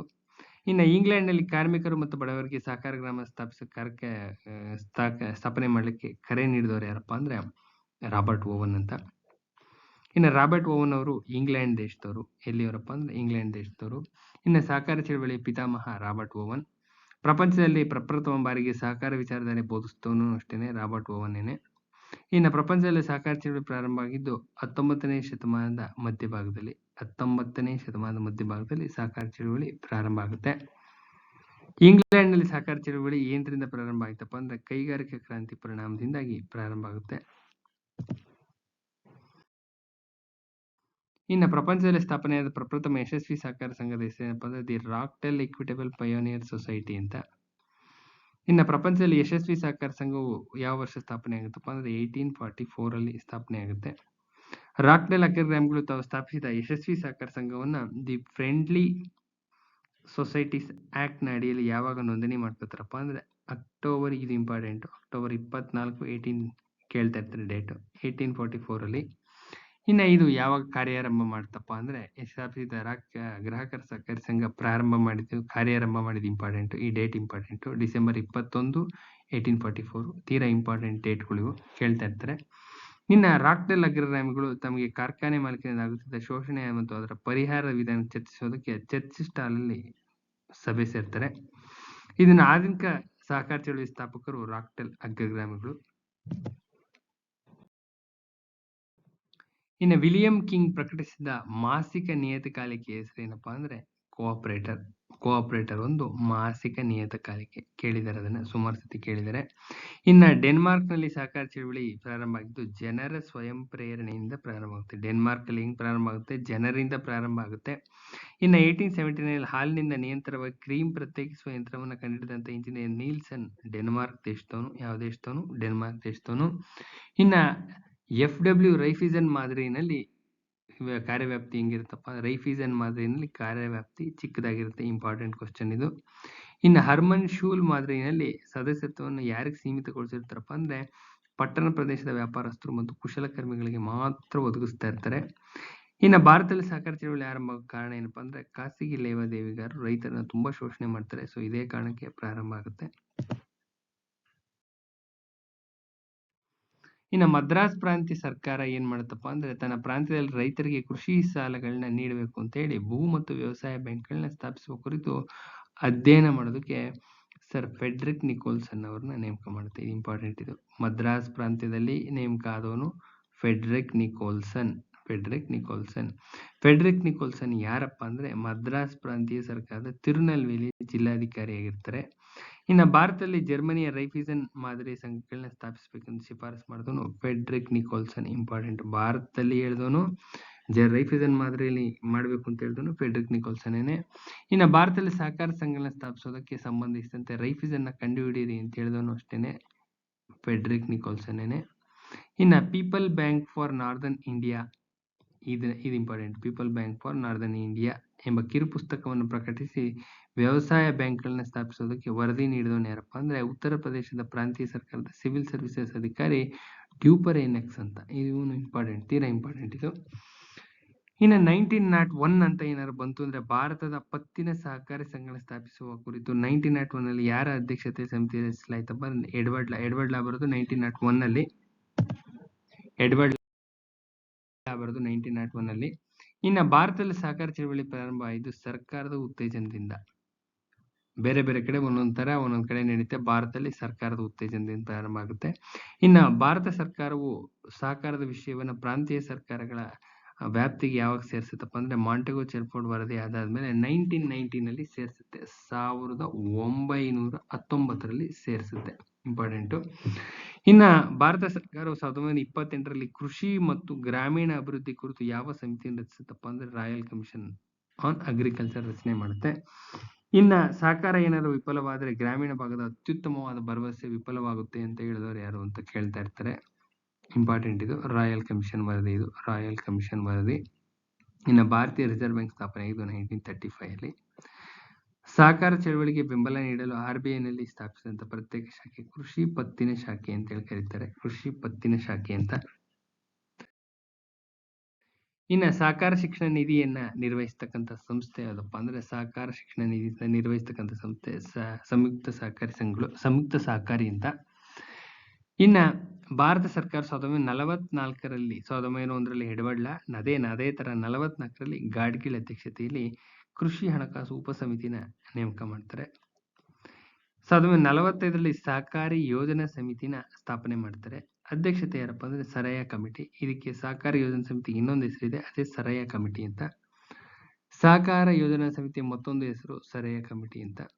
ಇನ್ನ ಸರಯ ಅಧ್ಯಕ್ಷತೆಯಲ್ಲಿ ಸಹಕಾರ ಯೋಜನಾ ಸಮಿತಿ ವರದಿ ಯಾವಾಗ ನೀಡುತ್ತಪ್ಪ ಅಂದ್ರೆ 46 ಅಲ್ಲಿ ನೀಡುತ್ತೆ. 46 ಅಲ್ಲಿ. ಇನ್ನ ಸಂಯುಕ್ತ ಸಹಕಾರ ಸಾಮಾನ್ಯ ನಿಕಾಯದಲ್ಲಿ ಸಹಕಾರಿ ಪ್ರತಿನಿಧಿ ಏನಾಗಿರ್ತಾರಪ್ಪ ಅಂದ್ರೆ ಸದಸ್ಯ ಸಹಕಾರಿ ಅಧ್ಯಕ್ಷ ಅಥವಾ ಚೇರ್ಮನ್ ಆಗಿರ್ತಾರೆ. ಇನ್ನು ಸಂಯುಕ್ತ ಸಹಕಾರಿ ಆಡಳಿತ ಮಂಡಳಿ ನಿರ್ದೇಶಕರ ಒಟ್ಟು ಸಂಖ್ಯೆ 21ನ ಮೀರಂಗಿಲ್ಲ, 21ಕ್ಕಿಂತ ಜಾಸ್ತಿ ಹೋಗಂಗಿಲ್ಲ. ಇನ್ನು ಅಧಿಭಾರ ಪ್ರಕರಣವನ್ನು ಈ ಸಂದರ್ಭದಲ್ಲಿ ಹೂಡ್ಬೋದಪ್ಪ ಅಂದ್ರೆ ಮೇಲಿನ ಎಲ್ಲವೂ ಕರೆಕ್ಟ್ ಆಗ್ತವೆ. ಯಾವ್ಯಾವು ಅಂತ ನೋಡ್ತೋಗೋಣ. ಈ ಅಧಿನಿಯಮದ ನಿಯಮಗಳಿಗೆ ಅಥವಾ ಉಪವಿಧಿಗಳ ವಿರುದ್ಧವಾಗಿ ಯಾವುದೇ ಹಣ ಪಾವತಿ ಮಾಡಿದ್ರೆ, ಇನ್ನು ಸಹಕಾರಿ ಆಸ್ತಿಗಳಲ್ಲಿ ಯಾವುದೇ ಕೊರತೆ ಉಂಟು ಮಾಡಿದ್ರೆ, ಸಹಕಾರಿಗೆ ಸೇರಿದ ಹಣ ಅಥವಾ ಇತರೆ ಸ್ವತ್ತನ್ನು ದುರುಪಯೋಗ ಪಡಿಸ್ಕೊಂಡಿದ್ರೆ ಹೂಡ್ಬೋದಾಗಿರುತ್ತೆ. ಇನ್ನು ಸಂಯುಕ್ತ ಸಹಕಾರಿ ಮಂಡಳಿ ನಿರ್ದೇಶಕರನ್ನ ಅನರ್ಹಗೊಳಿಸುವ ಅಧಿಕಾರ ರಿಜಿಸ್ಟರ್ಗಿರುತ್ತೆ. ಯಾರಿಗಿರುತ್ತೆ? ರಿಜಿಸ್ಟರ್ಗಿರುತ್ತೆ. ಇನ್ನು ಒಕ್ಕೂಟ ಸಹಕಾರಿ ಅಂದ್ರೆ ಏನಪ್ಪಾ ಅಂದ್ರೆ ಈ ಕಾಯ್ದೆ ಅಡಿಯಲ್ಲಿ ನೋಂದಣಿಯಾಗಿರುವ ಕನಿಷ್ಠ 21 ಅಥವಾ ಮೇಲ್ಪಟ್ಟ ಸಹಕಾರಿ ಸಂಘಗಳ ಸದಸ್ಯತೆ ಹೊಂದಿರೋದಕ್ಕೆ ನಾವು ಒಕ್ಕೂಟ ಸಹಕಾರಿ ಅಂತೇಳಿ ಕರಿತೀವಿ. ಒಕ್ಕೂಟ ಸಹಕಾರಿ ಅಂತೇಳಿ ಕರಿತೀವಿ. ಇಂಪಾರ್ಟೆಂಟ್ ಇದು. ಇನ್ನ ಯಾವುದೇ ಸಹಕಾರಿಯು ಕೆಳಗಿನ ಅಧಿನಿಯಮದ ಅಡಿಯಲ್ಲಿ ಡ್ಯಾಶ್ಡ್ ಸಹಕಾರಿ ನೋಂದಣಿಯಾಗತಕ್ಕದ್ದಲ್ಲ. ಅಂದ್ರೆ ಗೃಹ ನಿರ್ಮಾಣ ಸಹಕಾರಿ ಇದು ಆಗ ಬರೋದಿಲ್ಲ. ಯಾವುದೇ ಸಹಕಾರಿಯು ಈ ಅಧಿನಿಯಮದ ಅಡಿಯಲ್ಲಿ ಡ್ಯಾಶ್ ಸಹಕಾರಿಯಾಗಿ ನೋಂದಣಿ ಆಗತಕ್ಕದ್ದಲ್ಲ. ಅಂದ್ರೆ ಗೃಹ ನಿರ್ಮಾಣ ಸಹಕಾರಿ ಇದರಲ್ಲಿ ನೋಂದಣಿ ಆಗತಕ್ಕದ್ದಲ್ಲ. ಸರಿಯಾದಂತ ಉತ್ತರ. ಇನ್ನು ಸಹಕಾರಿಯ ಪ್ರಾತಿನಿಧಿಕ ಸಾಮಾನ್ಯ ನಿಕಾಯದ ಸಭೆಗೆ ಕನಿಷ್ಠ ಕೋರಂ 60 ಆಗಿರುತ್ತೆ. ಸಹಕಾರಿ ಉಪವಿಧಿಗಳ ತಿದ್ದುಪಡಿ ಪ್ರಸ್ತಾವನೆ ನೋಂದಾವಣಿ ಸಾಮಾನ್ಯ ನಿಕಾಯ ಸಭೆ ನಡೆಸಿದಂತ ಡ್ಯಾಶ್ ದಿನಗಳವರೆಗೆ ರಿಜಿಸ್ಟರ್ ಸಲ್ಲಿಸಬೇಕಾಗುತ್ತಪ್ಪ ಅಂದ್ರೆ 30 ದಿನ ಟೈಮ್ ಇರುತ್ತೆ. 30 ದಿನದೊಳಗಡೆ ಸಲ್ಲಿಸಬೇಕಾಗುತ್ತೆ. ಇನ್ನು ಸಂಯುಕ್ತ ಸಹಕಾರಿಯಲ್ಲಿ ಸಿಬ್ಬಂದಿ ಸಂಖ್ಯೆ ಹಾಗೂ ವೇತನ ನಿಗದಿಪಡಿಸುವ ಅಧಿಕಾರ ಯಾರದಾಗಿರುತ್ತಪ್ಪ ಅಂದ್ರೆ ಸರಿಯಾದಂತ ಉತ್ತರ ಸಂಯುಕ್ತ ಸಹಕಾರಿ ಆಡಳಿತ ಮಂಡಳಿದಾಗಿರುತ್ತೆ. ಸಂಯುಕ್ತ ಸಹಕಾರಿಯ ಆಡಳಿತ ಮಂಡಳಿದಾಗಿರುತ್ತೆ. ನೆಕ್ಸ್ಟ್ ನೋಡ್ತಾ ಹೋಗೋಣ. ಸಂಯುಕ್ತ ಸಹಕಾರಿಯಲ್ಲಿ ಸಭೆಗಳನ್ನು ಕರೆಯುವ ಅಧಿಕಾರ ಯಾರಿಗಿರುತ್ತಪ್ಪ ಅಂದ್ರೆ ಮುಖ್ಯ ಕಾರ್ಯನಿರ್ವಾಹಕನಿಗಿರುತ್ತೆ. ಮುಖ್ಯ ಕಾರ್ಯನಿರ್ವಾಹಕನಿಗಿರುತ್ತೆ. ನೆಕ್ಸ್ಟ್ ಕಾನ್ಸ್ಟಿಟ್ಯೂಷನ್ ಬಗ್ಗೆ ನೋಡ್ತಾ ಹೋಗೋಣ. ಸೊ ಎಲ್ಲಾ ಸಬ್ಜೆಕ್ಟ್ ಕವರ್ ಆಯ್ತಾ ಬಂತು. ಕಾನ್ಸ್ಟಿಟ್ಯೂಷನ್ ಬಗ್ಗೆ ನೋಡ್ತಾ ಹೋಗೋಣ. ಕಾನ್ಸ್ಟಿಟ್ಯೂಷನ್ ಬಗ್ಗೆ ಸಂಸತ್ತಿನ 2 ಅಧಿವೇಶನಗಳ ನಡುವಿನ ಅಂತರ 6 ತಿಂಗಳಿಗಿಂತ ಜಾಸ್ತಿ ಇರಂಗಿಲ್ಲ. Important question. ರಾಜನೀತಿ ನಿರ್ದೇಶಾತ್ಮಕ ತತ್ವ ಅಂದ್ರೆ DPSP ಅನ್ನ ಎಲ್ಲಿಂದ ಪಡ್ಕೊಂಡಿದೀವಪ್ಪ ಅಂದ್ರೆ ಐರ್ಲೆಂಡ್ ಇಂದ. ಇನ್ನು ಅಸ್ಪೃಶ್ಯತೆ 17ನೇ ಆರ್ಟಿಕಲ್. ರಾಜ್ಯಸಭೆ ಏನೇನು ಪ್ರತಿನಿಧಿಸಪ್ಪ ಅಂದ್ರೆ ಭಾರತದ ರಾಜ್ಯಗಳನ್ನ. ಇದು ಇಂಪಾರ್ಟೆಂಟ್ ಕ್ವಶನ್, ತೀರಾ ಇಂಪಾರ್ಟೆಂಟ್ ಕೇಳ್ತಾ ಇರ್ತಾರೆ. ಆರ್ಥಿಕ ತುರ್ತು ಪರಿಸ್ಥಿತಿ ಆರ್ಟಿಕಲ್ 360 ಇಂಪಾರ್ಟೆಂಟ್. ಭಾರತದ ಪೌರರ ಮೂಲಭೂತ ಕರ್ತವ್ಯಗಳನ್ನ ಎಲ್ಲ ಹೇಳಿದಾರಪ್ಪ ಅಂದ್ರೆ ಅನುಚ್ಛೇದ 51A ಆರ್ಟಿಕಲ್ ಆಯ್ತು. ಪಾರ್ಟ್ ನೋಡೋದಾದ್ರೆ 4A ಇನ್ನು ಕೆಳಗಿನವುಗಳಲ್ಲಿ ತಮ್ಮ ರಾಜ್ಯದ ಶಾಸಕಾಂಗದಲ್ಲಿ 2 ಸದನ ಹೊಂದಿರತಕ್ಕಂಥವು ಯಾವ್ಯಾವಪ್ಪ ಅಂದ್ರೆ ಬಿಹಾರ ಇದೆ, ಕರ್ನಾಟಕ ಇದೆ, ಮಹಾರಾಷ್ಟ್ರ ಇದೆ. ಈ ಆಪ್ಷನ್ಸ್ ಅಲ್ಲಿ ಇವೇ ಇರೋದು. ಇನ್ನು ನೆಕ್ಸ್ಟ್ 360ನೇ ಕಲಂ ಅಡಿಯಲ್ಲಿ ಘೋಷಿತವಾದ ವಿತ್ತೀಯ ತುರ್ತು ಪರಿಸ್ಥಿತಿ ಅದು ಕೇಂದ್ರದ ಸಂಪತ್ತಿನಿಂದ ಅನುಮೋದಿತವಾಗದ ಹೊರತು ರದ್ದಾಗುವುದು. ಈ ಅವಧಿಯು ಮುಗಿದ ನಂತರ ಕೇವಲ 14 ದಿನದ ನಂತರ ಅಂತ ಹೇಳ್ತಾರೆ. ಇಮಿಡಿಯೇಟ್ ಆಗಿ ಅದನ್ನ ಅಪ್ರೂವಲ್ ತಗೋಬೇಕು, ಇಲ್ಲಾಂದ್ರೆ ಇಮಿಡಿಯೇಟ್ಲಿ ರದ್ದಾಗುತ್ತೆ ಅಂತ ಅದರ ಅರ್ಥ. ವಿತಿನ್ 14 ಡೇಸ್ ಅಲ್ಲಿ ಅಪ್ರೂವಲ್ ತಗೋಬೇಕು ಅಂತ, ಯಾವುದೋ ನಿಮ್ಮ ಫೈನಾನ್ಷಿಯಲ್ ಎಮರ್ಜೆನ್ಸಿನ. ನೆಕ್ಸ್ಟ್ ಕಲಂ 368 ತಿದ್ದುಪಡಿಗೆ ಸಂಬಂಧಪಟ್ಟಿದ್ದು ನೋಡ್ತಾ ಹೋಗೋಣ. ಸಂವಿಧಾನದ ಚುನಾವಣಾ ಉಪಬಂಧಗಳನ್ನ ತಿಳಿಸುತ್ತೆ. ಸಂವಿಧಾನದ ಭಾಗ 30ರಲ್ಲಿರ್ತಕ್ಕಂಥ 368 ಸಂವಿಧಾನದ ಚುನಾವಣಾ ಉಪಬಂಧಗಳು ಕಂಡು ಬರ್ತವೆ ಇದರಲ್ಲಿ. ಇನ್ನ ರಾಷ್ಟ್ರೀಯ ಮತದಾರರ ದಿನ ಯಾವ ಮತದಾರನ ಇದು ಬೇಡ. 2019 ಬೇಡ, 2019 ಬೇಡ, 2024 ಬೇಕು. 2024 ತಗೋಬೇಕು ಅಷ್ಟೇನೆ. ಅದನ್ನ ಕರೆಂಟ್ ಅಫೇರ್ಸ್ ಮಾಡ್ಬೇಕಾದ್ರೆ ಹೇಳ್ತೀನಿ. ಇದು ಬೇಡ. ಕ್ವಶನ್ ಇಂಪಾರ್ಟೆಂಟ್, ಕ್ವಶನ್ ತೀರಾ ಇಂಪಾರ್ಟೆಂಟು, ಬಟ್ ಇದು ಬೇಡ. ಇದು ನೆಕ್ಸ್ಟ್ ಭಾರತ ಸಂವಿಧಾನದ ಈ ಕೆಳಗಿನ ಯಾವ ಅನುಚ್ಛೇದದಲ್ಲಿ ನ್ಯಾಯಿಕ ಪುನರಾವಲೋಕನ ಅಂದ್ರೆ ಜುಡಿಷಿಯಲ್ ರಿವ್ಯೂ ಪರಿಕಲ್ಪನೆ ಸೇರಿಸಲಾಗಿದೆ ಅಂದ್ರೆ ಅನುಚ್ಛೇದ 32ನಲ್ಲಿದೆ. ಇನ್ನು ಒಕ್ಕೂಟ ಸರ್ಕಾರದಲ್ಲಿ ಮಂತ್ರಿಮಂಡಲವು ಸಾಮೂಹಿಕವಾಗಿ ಲೋಕಸಭೆಗೆ ಹೊಣೆಗಾರನಾಗಿರುತ್ತೆ. ಇಂಪಾರ್ಟೆಂಟ್ ಇದು. ಇನ್ನ ಕಾನೂನಿನ ಆಳ್ವಿಕೆಯ ಪರಿಕಲ್ಪನೆ ಯಾವ ದೇಶದಿಂದ ತಗೊಂಡಿದೀವಪ್ಪ ಅಂದ್ರೆ ಬ್ರಿಟನ್ ಇಂದ ಪಡ್ಕೊಂಡಿರೋದು ನಾವು ಕಾನೂನಿನ ಆಳ್ವಿಕೆ ಅಂತಕ್ಕಂಥದ್ದು.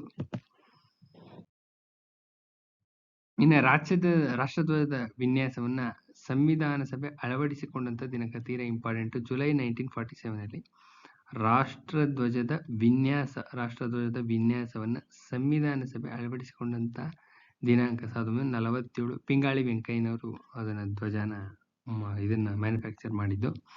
ಇನ್ನ ಕೆಳಗಿನ ಕಾರ್ಯಕಾರಿಗಳನ್ನ ಪರಿಗಣಿಸಿದ್ರೆ ನೋಡ್ತಾ ಹೋಗೋಣ. ಇವರ ಅಗ್ರತೆಯ ಕ್ರಮ ಅಂದ್ರೆ ಆರ್ಡರ್ ಆಫ್ ಪ್ರೆಸಿಡೆನ್ಸ್ ಪ್ರಕಾರ ಯಾರು ಬರ್ತಾರೆ ಅಂತ ನೋಡ್ತಾ ಹೋಗೋಣ.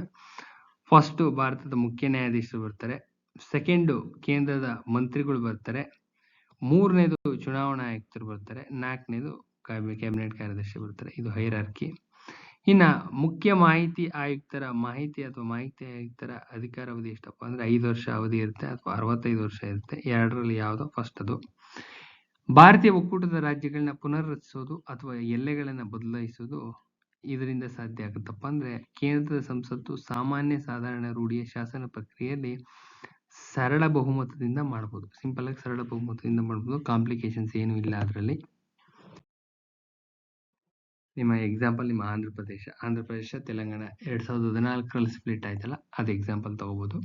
ಕೆಳಗಿನವುಗಳಲ್ಲಿ ಯಾವ ಮೂಲಭೂತ ಹಕ್ಕುಗಳು ಭಾರತೀಯ ಪೌರರಿಗೆ ಲಭ್ಯವಾಗ್ತವೆ ಆದ್ರೆ ಅನ್ಯ ದೇಶಗಳಿಗೆಲ್ಲ ಅಂದ್ರೆ ಅಭಿವ್ಯಕ್ತಿ ಸ್ವಾತಂತ್ರ್ಯ ಅಂಡ್ ಅಲ್ಪಸಂಖ್ಯಾತರು ತಮ್ಮದೇ ಭಾಷೆ ಮತ್ತು ಸಂಸ್ಕೃತಿ ಉಳಿಸಿಕೊಳ್ತಕ್ಕಂಥ ಹಕ್ಕು ಭಾರತೀಯರಿಗೆ ಮಾತ್ರ ಇದೆ, ಬೇರೆಯವ್ರಿಗಿರಲ್ಲ.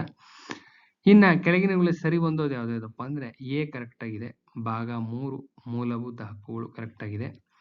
ಇನ್ನ ಭಾಗ 2ರಲ್ಲಿ ಪೌರತ್ವ ಕಂಡು ಬರುತ್ತೆ. ಇನ್ನ ಸಿ ನಲ್ಲಿ ಭಾಗ 5ರಲ್ಲಿ DPSP ಕಂಡು ಬರುತ್ತೆ, directive principles of state policy ಅಂತ ಬರುತ್ತೆ. ರಾಜ್ಯ ನೀತಿಯ ನಿರ್ದೇಶಾತ್ಮಕ ತತ್ವಗಳು ಅಂತ ಇಂಪಾರ್ಟೆಂಟ್ ಇದು. ಇನ್ನ ಭಾರತ ಸಂವಿಧಾನದ ಯಾವ ಕಲಮು ಹೀಗೆ ನಿರ್ದೇಶಿಸುತ್ತಪ್ಪ ಅಂದ್ರೆ ರಾಜ್ಯವು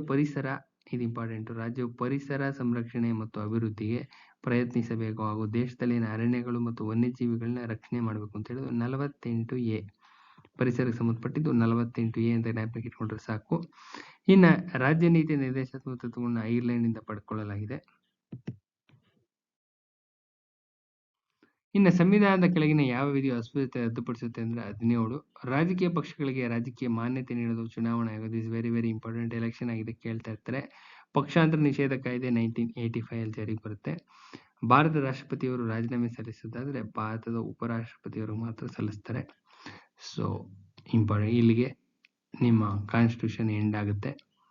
ಇನ್ನು ನೆಕ್ಸ್ಟ್ ಬ್ಯಾಂಕಿಂಗ್ ಕ್ಷೇತ್ರದ ಬಗ್ಗೆ ಯಾವ ತರ ತೆಗಿತಾರೆ ಅಂತ ನೋಡ್ತಾ ಹೋಗೋಣ. ಬ್ಯಾಂಕ್ ಆಫ್ ಬೆಂಗಾಲ್ ಸ್ಥಾಪನೆ ಆಗಿರುವಂತಹ ವರ್ಷ 1806. ಇನ್ನು ರಿಸರ್ವ್ ಬ್ಯಾಂಕ್ ಸ್ಥಾಪನೆ ಆಗಿದ್ದು 1835. ಸ್ವಯಂ ಚಾಲಿತ ಸರಾಫ್ ಯಂತ್ರ ಅಂದ್ರೆ ದಿನದಲ್ಲಿ 12 ಗಂಟೆ ಕೆಲಸ ಮಾಡುತ್ತೆ ಇದು. ಇನ್ನು ಠೇವಣಿಗಳನ್ನ ಸ್ವೀಕರಿಸೋದು ವಾಣಿಜ್ಯ ಬ್ಯಾಂಕ್ನ ಪ್ರಧಾನವಾದಂತಹ ಕಾರ್ಯ ಆಗಿರುತ್ತೆ, ಕೇಳ್ತಾ ಇರ್ತಾರೆ. ನರಸಿಂಹರಾವ್ ಸಮಿತಿ ಬ್ಯಾಂಕೋದ್ಯಮದಲ್ಲಿ ಸುಧಾರಣೆಗಳು ಕೇಳ್ತಾ ಇರ್ತಾರೆ. ಒಂದು ಕಮಿಟಿ ಬಗ್ಗೆ ಒಂದು ಕ್ವಶನ್ ಇದ್ದೇ ಇರುತ್ತೆ. ಇನ್ನು ವಾಣಿಜ್ಯ ಬ್ಯಾಂಕ್ಗಳು ಕೇಂದ್ರ ಬ್ಯಾಂಕ್ನಲ್ಲಿ ಇರಿಸಬೇಕಾದ ನಗದು ಪ್ರಮಾಣವನ್ನ ನಗದು ಮೀಸಲು ಪ್ರಮಾಣ ಅಂತ ಹೇಳಿ ಕರಿತೀವಿ, ನಗದು ಮೀಸಲು ಪ್ರಮಾಣ ಅಂತ. ನರಸಿಂಹಂ ಸಮಿತಿ ಒಂದನ್ನು ರಚಿಸಿದ ವರ್ಷ 1991, ಮನಮೋಹನ್ ಸಿಂಗ್ ಅವ್ರ ಪೀರಿಯಡ್. ನಿಮ್ಮ LPG ಸುಧಾರಣೆಗಳಾದ್ವಲ್ಲ ಅದೇ ಪೀರಿಯಡ್ ಅಲ್ಲೇ ಆಗಿದ್ದು. LPG ಲಿಬರಲೈಸೇಷನ್, ಪ್ರೈವೇಟೈಸೇಷನ್, ಗ್ಲೋಬಲೈಸೇಷನ್ ಆಯ್ತಲ್ಲ ಅದೇ ಪೀರಿಯಡ್ ಅಲ್ಲೇ ಆಗಿದ್ದು. ಇನ್ನು ಬ್ಯಾಂಕೋದ್ಯಮ ನಿಯಂತ್ರಣ ಕಾಯ್ದೆ ಇದು ವೆರಿ ವೆರಿ ಇಂಪಾರ್ಟೆಂಟ್, 1949 ಅಲ್ಲಿ ಜಾರಿಗೆ ಬರುತ್ತೆ. ಇನ್ನು ಬ್ಯಾಂಕೋದ್ಯಮ ಯಾವ ವಲಯದಲ್ಲಿ ಕಂಡು ಬರ್ತಪ್ಪ ಅಂದ್ರೆ ಸೇವಾ ವಲಯ, ಇದು ಇಂಪಾರ್ಟೆಂಟ್. ಇನ್ನ ಬ್ಯಾಂಕರ್ಗಳ ಬ್ಯಾಂಕ್ ಯಾವ್ದಪ್ಪ ಅಂದ್ರೆ ಭಾರತೀಯ ರಿಸರ್ವ್ ಬ್ಯಾಂಕ್. ಪ್ರಾದೇಶಿಕ ಗ್ರಾಮೀಣ ಬ್ಯಾಂಕ್ನ ಪ್ರಾಯೋಗಿಕವಾಗಿ ಪ್ರಾರಂಭಿಸಿದ್ದು 1975 ನಲ್ಲಿ, ಇಂದಿರಾ ಗಾಂಧಿ ಅವ್ರ ಪೀರಿಯಡ್. ಇನ್ನು ಭಾರತದಲ್ಲಿ ಹಣ ಚಲಾವಣೆಯನ್ನು ನಿಯಂತ್ರಿಸತಕ್ಕಂಥವ್ರು ಭಾರತದ ರಿಸರ್ವ್ ಬ್ಯಾಂಕ್. ಅಧಿಕ ದಂಡ ಬಡ್ಡಿಯಲ್ಲಿ ಸಾಲವನ್ನು ಒದಗಿಸ್ತಕ್ಕಂಥ ನೀತಿನ ಏನಂತ ಕರೀತಾರಪ್ಪ ಅಂದ್ರೆ ತುಟ್ಟಿ ಹಣದ ನೀತಿ ಅಂತ ಹೇಳಿ ಕರೀತಾರೆ. ಇನ್ನು ಲೀಡ್ ಬ್ಯಾಂಕ್ ಯೋಜನೆ ಜಾರಿಗೆ ತಂದಿದ್ದು 1969 ನಲ್ಲಿ. ಲೀಡ್ ಬ್ಯಾಂಕ್ ಯೋಜನೆ ಯಾವಾಗ ಜಾರಿಗೆ ತಂದ್ರು ಅಂತ ಕೇಳ್ತಾ ಇರ್ತಾರೆ. 1969. ಭಾರತದಲ್ಲಿ ಪಾರಸ್ಪರಿಕ ನಿಧಿಗಳನ್ನ ಒಂದು ನಿಯಂತ್ರಣ ಮಾಡ್ತಕ್ಕಂಥ ಸಂಸ್ಥೆ ಯಾವ್ದಪ್ಪ ಅಂದ್ರೆ ಸೆಬಿ ಅಂತ ಹೇಳಿ ಕರಿತೀವಿ, security board exchange of India ಇದೆಯಲ್ಲ ಅದು. ಇನ್ನು ಗ್ರಾಹಕ ಖಾತೆಯ ವಿವರಗಳನ್ನ ಗೌಪ್ಯವಾಗಿ ಇಡಬೇಕಾದ ಬ್ಯಾಂಕರ್ನ ಕರ್ತವ್ಯ. ಅದಕ್ಕೆ ಅಪವಾದಗಳೆಂದ್ರೆ ಮೇಲಿನ ಎಲ್ಲವೂ ಕರೆಕ್ಟ್ ಆಗಿದಾವೆ. ಗ್ರಾಹಕನ ಒಪ್ಪಿಗೆ ಇದ್ದಾಗ, ಇನ್ನು ರಾಷ್ಟ್ರದ ಕಾನೂನಿಗೆ ಬದ್ಧವಾಗಿರೋದು ಮತ್ತು ಸಾರ್ವಜನಿಕ ಕರ್ತವ್ಯದ ಸಲುವಾಗಿ 3 ಬರ್ತವೆ. ಇನ್ನು ನಿರ್ದಿಷ್ಟ ಗಡುವಿನೊಳಗೆ ತೀರಿಸಬೇಕಾದ ಸಾಲಗಳನ್ನ ಏನಂತ ಕರೀತಾರಪ್ಪ ಅಂದ್ರೆ ವಾಯ್ದೆ ಸಾಲಗಳು ಅಂತ ಹೇಳಿ ಕರೀತಾರೆ. ಹಣಕಾಸಿನ ಸಾಂಪ್ರದಾಯಿಕ ಮೂಲಗಳು ಮೇಲಿನ ಎಲ್ಲವೂ ಬರ್ತವೆ. ಸ್ವತ್ತು ಮಾರಾಟ, ಉಳಿಸಿಕೊಂಡ ಗಳಿಕೆಗಳು, ಲಾಭದ ಮರು ಹೂಡಿಕೆ 3 ಬರ್ತವೆ. ಇನ್ನ ಏಂಜಲ್ ಹೂಡಿಕೆದಾರ ಎಂಬ ಪರಿಕಲ್ಪನೆಯನ್ನು ಮೊದಲು ಪರಿಚಯಿಸಿದವನು ವಿಲಿಯಂ ವೆಬ್ಜೆಲ್ ಅಂತ. ಏಂಜಲ್ ಹೂಡಿಕೆದಾರರು ಯಾರಪ್ಪ ಅಂದ್ರೆ ಒಬ್ಬ ವ್ಯಕ್ತಿಯಾಗಿರ್ತಾನೆ. ಇನ್ನು ಸಾಲಗಾರ ಮತ್ತು ಸಾಲಿಗರ ಸಂಬಂಧ ಸಾಮಾನ್ಯ ಸಂಬಂಧ ಆಗಿರುತ್ತೆ. ಇನ್ನು ಬೇಡಿಕೆ ಸಾಲಗಳದ್ದು ಪ್ರಯೋಜನ ಏನಪ್ಪಾ ಅಂದ್ರೆ ಸಕಾಲಿಕವಾಗಿ ಇಮಿಡಿಯೇಟ್ಲಿ ಸಿಗ್ತವೆ. ಇನ್ನು ಗ್ರಾಹಕನ ಖಾತೆಗಳನ್ನ ಉತ್ತಾರ ಹಾಕುವ ಹಕ್ಕು ಏನಪ್ಪಾ ಅಂದ್ರೆ ಗ್ರಾಹಕನ ಒಂದೇ ಬ್ಯಾಂಕ್ನಲ್ಲಿ ಒಂದಕ್ಕಿಂತ ಹೆಚ್ಚಿನ ಸಂಖ್ಯೆ ಖಾತೆಗಳನ್ನ ಹೊಂದಿದ್ದರೆ ಅವುಗಳನ್ನ ಒಟ್ಟುಗೂಡಿಸ್ತಕ್ಕಂಥ ಹಕ್ಕಿರುತ್ತೆ. ಇನ್ನು ಆದಾಯ ತೆರಿಗೆ ಜಪ್ತಿ ಆದೇಶವನ್ನು ಆದಾಯ ತೆರಿಗೆ ಕಾಯ್ದೆ ಯಾವ ಅನುಚ್ಛೇದದ ಪ್ರಕಾರ ಮಾಡ್ತಾರಪ್ಪ ಅಂದ್ರೆ 281 ಪ್ರಕಾರ. ಇನ್ನು ವೃತ್ತಿ ಸಂಬಂಧಿ ಸಾಲವು ಯಾವ ಸಾಲದ ಒಂದು ವಿಧ ಅಂದ್ರೆ ಉದ್ಯಮ ಸಾಲವಾಗಿರುತ್ತೆ. ಇಂಗ್ಲಿಷ್ ಒಂದು ಪೋರ್ಷನ್ ಬಿಟ್ಟಿನಿ. ವಿಡಿಯೋ ತುಂಬಾ ಲೆಂತಿ ಆಯ್ತು, ಈಗಲೇನೆ ಇಂಗ್ಲಿಷ್ ಶಾರ್ಟ್ಲಿ ಮಾಡಿ ಕೊಡ್ತಾ ಇರ್ತಕ್ಕಂಥದ್ದು ತುಂಬಾ ಅಥೆಂಟಿಕೇಟೆಡ್ ಆಗಿದೆ. ನಿಮ್ಮ DCC ಬ್ಯಾಂಕ್ಗೆ ಅತ್ಯುತ್ತಮವಾದಂಥ ನೋಟ್ಸ್ ಇದು, ದಯವಿಟ್ಟು maximum number of people share ಮಾಡಿ, ಎಲ್ಲರಿಗೂ ಅನುಕೂಲ ಆಗಲಿ. ವ್ಯೂಸ್ ಬಂದಷ್ಟು ನಮಗೂ ಒಂದು ಮೋಟಿವೇಶನ್ ಸಿಗುತ್ತೆ, ಇನ್ನೂ ಒಳ್ಳೊಳ್ಳೆ ವಿಡಿಯೋಸ್ ಮಾಡಾಕ್ತೀವಿ. ಚಿಕ್ಕಮಂಗ್ಳೂರ್ದು ಎಕ್ಸಾಮ್ ಇದೆ, ಇನ್ನೇನು ಶಾರ್ಟ್ಲಿ ಎಕ್ಸಾಮ್ ಇದೆ, ಅದಕ್ಕೂ ಆಗುತ್ತೆ ಇದಕ್ಕೂ ಆಗುತ್ತೆ. ಇನ್ನು KMF ಅಲ್ಲಿ ಇನ್ನು ಸುಮಾರು ಬೇರೆ ಎಕ್ಸಾಮ್ಸ್ ಕಾಲ್ ಮಾಡ್ತಾ ಇರ್ತಾರೆ. ಸೊ ಎಲ್ಲದಕ್ಕೂ ಅನುಕೂಲ ಆಗುತ್ತೆ ಅಂತ ಹೇಳ್ತಾ, ಇದೇ ಪ್ಯಾಟ್ರನ್ನೇ ನಿಮ್ಮ KPSC KEಗೂ ಇದೆ ಒಂದು ಅರ್ಧ ಸಿಲೆಬಸ್ ಇದೆ. ಸೊ ಎಲ್ಲ ಅಥೆಂಟಿಕೇಟೆಡ್ ಆಗಿದೆ, ಯುಟಿಲೈಸ್ ಮಾಡ್ಕೊಳ್ಳಿ ಅಂತ ಹೇಳ್ತಾ, ಮಾಡೆಲ್ ಕ್ವಶನ್ ಪೇಪರ್ಸ್ ತುಂಬ ಇಂಪಾರ್ಟೆಂಟು. ಕಂಪ್ಲೀಟ್ ವಿಡಿಯೋನ ನೋಡಿ ಶಾರ್ಟ್ ನೋಟ್ಸ್ ಮಾಡಿ ಇಟ್ಕೊಳ್ಳಿ ಅಂತ ಹೇಳ್ತಾ, ದಯವಿಟ್ಟು ವಾಟ್ಸಪ್ ಗ್ರೂಪಿಗೆ ಜಾಯ್ನ್ ಆಗಿ. ವಾಟ್ಸಪ್ ಗ್ರೂಪಿಗೆ ಜಾಯ್ನ್ ಆದರೆ ನಿಮ್ಗೆ ನೋಟ್ಸ್ ಬೇಕಿದ್ರೆ ನೋಟ್ಸ್ ಪ್ರೊವೈಡ್ ಮಾಡ್ಬೋದು. ಏನೇ ಒಂದು ಇದ್ರೂ ಕಾನ್ವರ್ಸೇಷನ್ ಮಾಡ್ಬೋದು, ಏನಾದರೂ ಸಮಸ್ಯೆಗಳಿದ್ದರೆ ಎಕ್ಸಾಮ್ ಸಂಬಂಧಪಟ್ಟಂತೆ. ಮತ್ತು ನಿಮ್ಮ ಮಂಡ್ಯ DCC ಬ್ಯಾಂಕ್ ಎಕ್ಸಾಮಿನೇಷನ್ ಯಾವಾಗ ಅನ್ನೋದು ಅಷ್ಟೇ ಕ್ಲಾರಿಫಿಕೇಶನ್ ಸಿಗುತ್ತೆ. ವಾಟ್ಸಪ್ ಗ್ರೂಪಿಗೆ ಜಾಯ್ನ್ ಆಗಿ. ಎಕ್ಸ್ಪ್ರೆಸ್ಲಿ ಮಂಡ್ಯದಲ್ಲಿ ಯಾರು ಪಕ್ಕದಲ್ಲಿ ಇರ್ತಕ್ಕಂಥವ್ರು ದಯವಿಟ್ಟು ಅಲ್ಲಿ ವಿಚಾರಿಸಿ ಎಲ್ಲರಿಗೂ ಗ್ರೂಪ್ಗೆ ಶೇರ್ ಮಾಡಿ ಅಂತ ಕೇಳ್ತಾ ವಿಡಿಯೋನ ಎಂಡ್ ಮಾಡ್ತಾ ಇದ್ದೀನಿ. ಮತ್ತೆ ನಾಳೆ ಇನ್ನೊಂದು ವಿಡಿಯೋ ಜೊತೆ ಭೇಟಿಯಾಗೋಣ. ನಮಸ್ಕಾರ.